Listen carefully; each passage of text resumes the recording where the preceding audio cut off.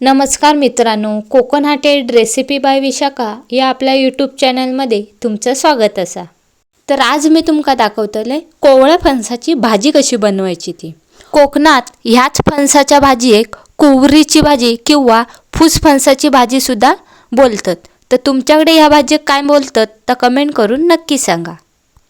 ही भाजी चविष्ट आणि पौष्टिक असल्यामुळे ही भाजी लोकप्रिय मानली जाता।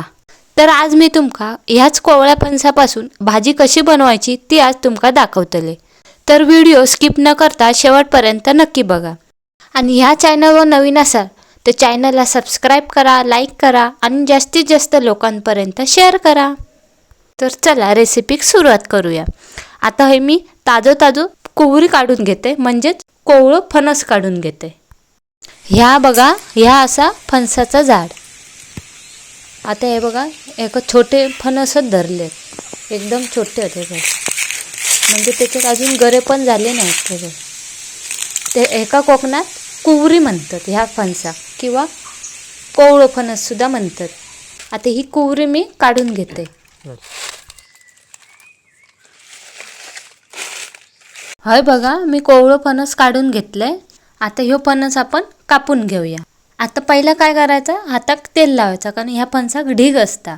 ह्यो ढीग हाताक लागलं तर जाणार नाही तेल लावल्याशिवाय, म्हणून आधीच आपण हाताक आणि विळीक तेल लावून घ्यायचा आणि खाली ताटाक पण तेल लावायचं, नाही तर कसं ताटाक ढीग लागलो तर तो जाणार नाही लवकर। आता ह्यो फणसाचे आपण 2 भाग करून घेऊया। आता हे बघा 2 भाग केले।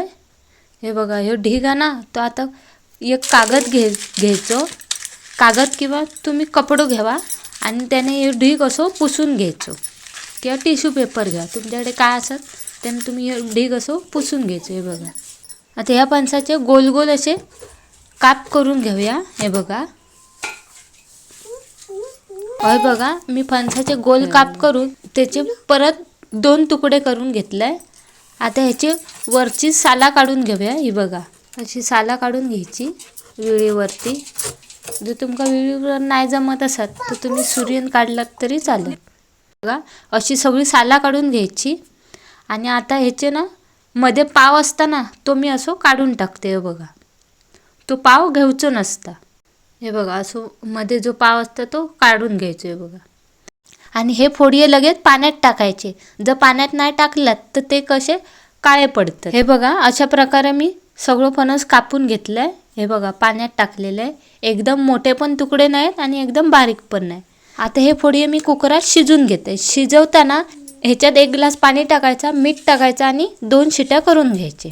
जर हे तुम्ही टोपात उकडत टाकलात तर भरपूर वेळ लागतात, त्यामुळे कुकरात 5 मिनिटात शिजतात।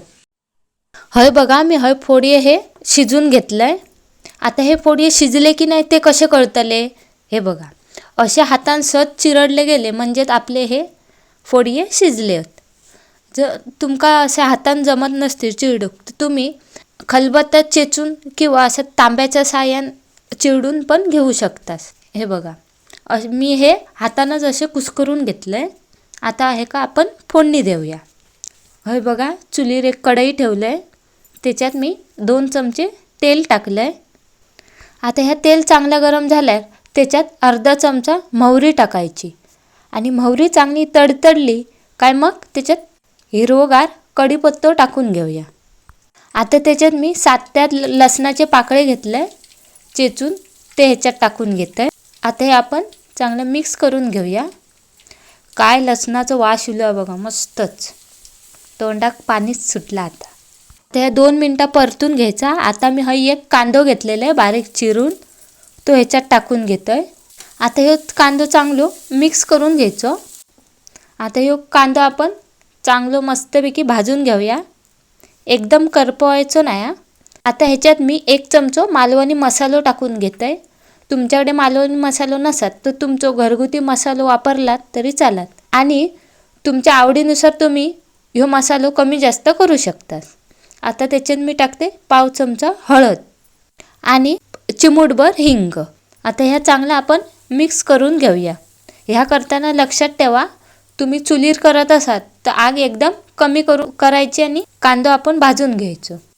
होय बघा, मस्त असं कांदा पण भाजला आणि तेल पण चांगलं सुटला. आता ह्याच्यात जो आपण फणस बारीक करून घेतलेलं तो टाकून घेऊया आणि त्याच्यात चवीनुसार मीठ टाकून घ्यायचा. आता आपण ह्या चांगला मिक्स करून घेऊया. आता ही भाजी मी चांगली मिक्स करून घेतली ही बघा. आता त्याच्यात मी ही भाजी शिजूसाठी अर्धा पेला मी ह्याच्यात पाणी ओतून घेत आहे. आता पाणी ओतून झाल्यावर ही भाजी परत एकदा मिक्स करून घ्यायची. आता त्याच्यावर ताट ठेवून ही भाजी चांगली शिजून घेऊया. अरे बघा 5 मिनटं झाली आहेत. भाजी पण आपली चांगली शिजली आणि वास पण मस्त येता. आता ही भाजी एकदा परतून घ्यायची. आता बघा आपली भाजी झाली आहे. आता त्याच्यात मी लास्टला टाकतेले मस्त असा ताजा किसलेला खोबरा आणि हिरवीगार कोथिंबीर हे टाकून झाल्यावर ही भाजी मिक्स करून घेऊया. तयार असा आपली कोवळ्या फणसाची भाजी म्हणजे फूस भाजी. आणि ही भाजी तुमका कशी वाटली कमेंट करून नक्की सांगा. आणि तुम्ही ही भाजी यावर्षी खाल्लात की नाही ती पण कमेंट करून नक्की सांगा. आणि ह्यो व्हिडिओ तुमका आवडलो असाल तर व्हिडिओ लाईक करा, शेअर करा, कमेंट करा आणि कोकणाटेड रेसिपी बाय विशाखा या चॅनलला सबस्क्राईब करू विसरू नका. परत भेटूया एका नवीन रेसिपीमध्ये. बाय.